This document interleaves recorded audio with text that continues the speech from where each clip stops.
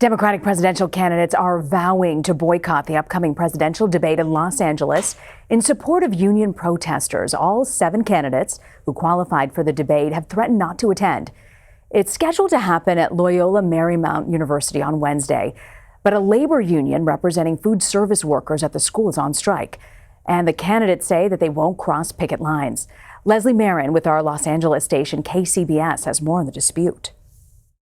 It's been very exciting to see the support that we're getting and that people are actually walking the walk. Just moments after the workers' union Unite Here Local 11 announced they would be picketing outside Thursday's Democratic debate at Loyola Marymount, the 7 candidates attending the debate began threatening to boycott taking the stage.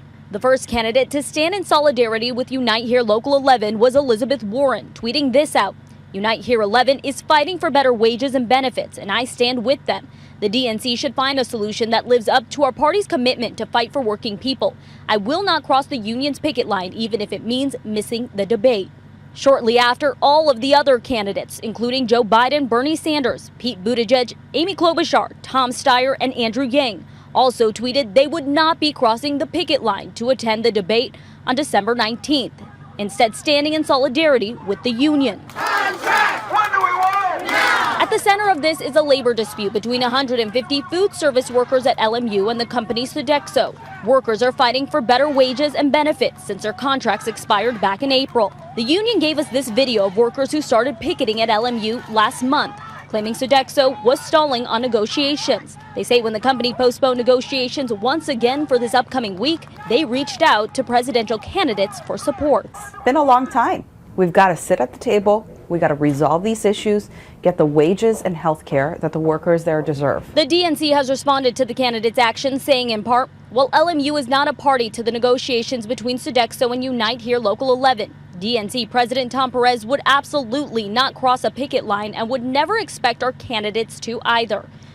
Well, for the latest on the state of the 2020 race, I want to bring in Sean Sullivan, a CBSN political contributor and a national politics reporter for the Washington Post. So, Sean, how can we expect this to play out in this week's debate? Do you really think this debate will still happen? Well, right now it looks like the DNC is going to have to look at a couple of things. One, whether it might be able to move the venue of this debate. 2, looking at how this standoff between these union workers and the company plays out, because it looks like right now these candidates are not going to budge on this. One of the prevailing themes, Rena, of this primary has been this fight among these candidates to show how much they support workers, how much they support working class people. And this is an example of an opportunity where they're clearly not shying away from doing that. So I don't think you're going to see any of these candidates back down in any way from this fight, because they know that a lot of the voters that are up for grabs in this primary are watching this unfold right now. And so it's a tough spot for the DNC, which has to figure this out. Is this really a testament to how much pull labor unions have within Democratic circles? It's a testament to a couple of things. I think, one, there certainly is a sense in this Democratic primary that the battle for the support of union workers is pretty wide open right now.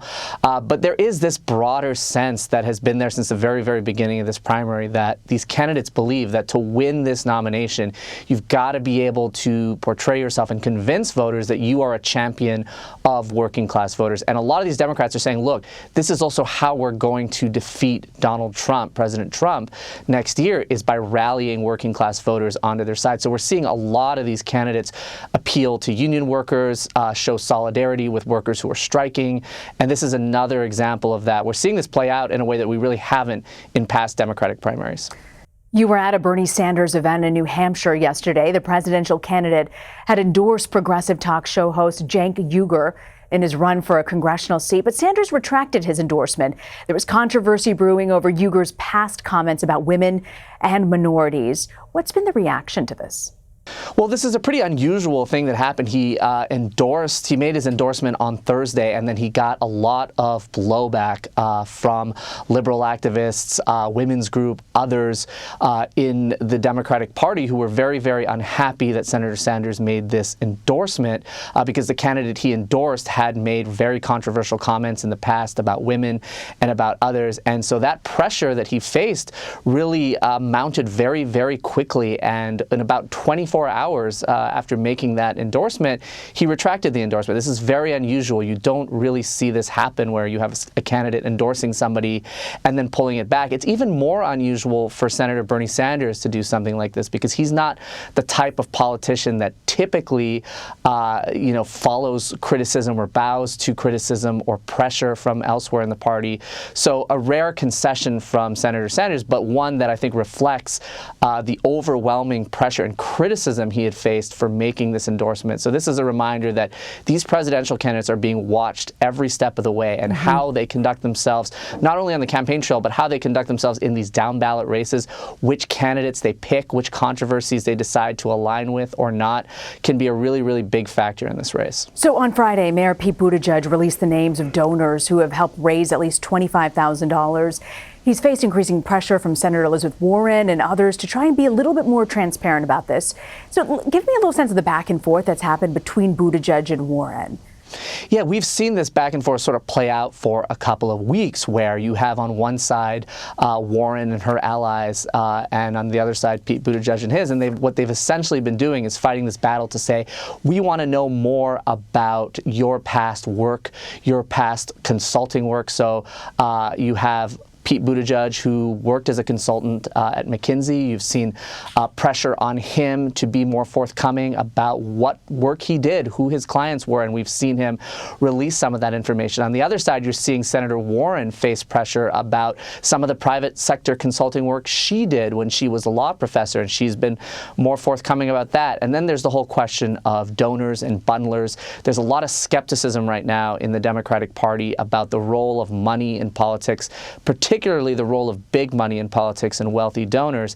And so there's growing pressure on Mayor Buttigieg, who does rely on a lot of wealthy donors, to be more forthcoming about who is giving to his campaign and who is raising big money for his campaign. So this really is sort of an unprecedented battle for transparency that we're seeing play out, particularly between Warren and Buttigieg right now, more than we've seen in the past. A lot of scrutiny about, who your clients were, when you worked, where you worked, and a lot of the details that we really haven't seen litigated in past campaigns. So finally, there's a new South Carolina poll from the Post and Courier.